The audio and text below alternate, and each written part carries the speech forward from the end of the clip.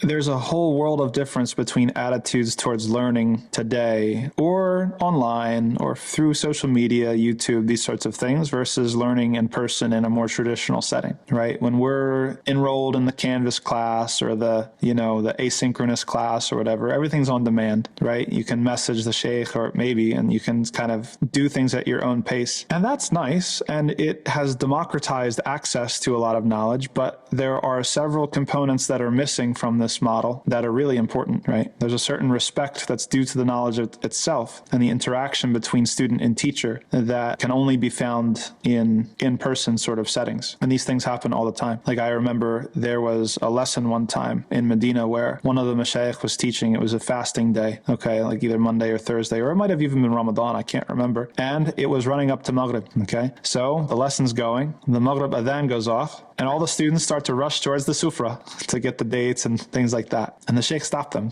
He said, wait a second, you guys are prioritizing your dunya over your afterlife. This thing that you are ingesting now, a few hours, it's going to pass out of you.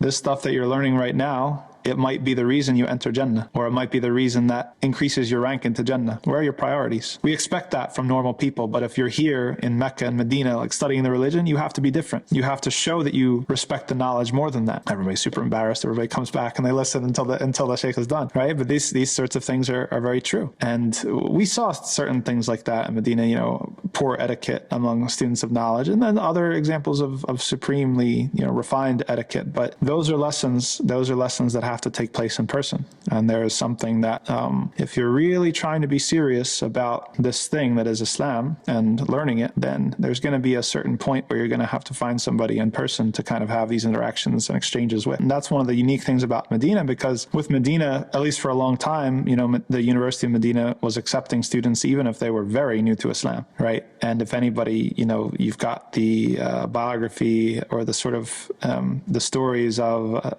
Sheikh Abu Usama Dhahabi and these different people, they can describe to you the situation where they were coming from when they dropped in Medina, when they stepped foot into Medina the first time. And a lot of times you're somebody who's raw, right? You've got all these sorts of things that you're bringing with you as your baggage. But if you hang out and you long enough and you stick with it and you are in the right circles and have the right intention and Allah gives you tawfiq, then these things wear off and then you start to be guided to something better and a more refined way of interacting with everybody around you and your teachers and the knowledge that you study and everything else.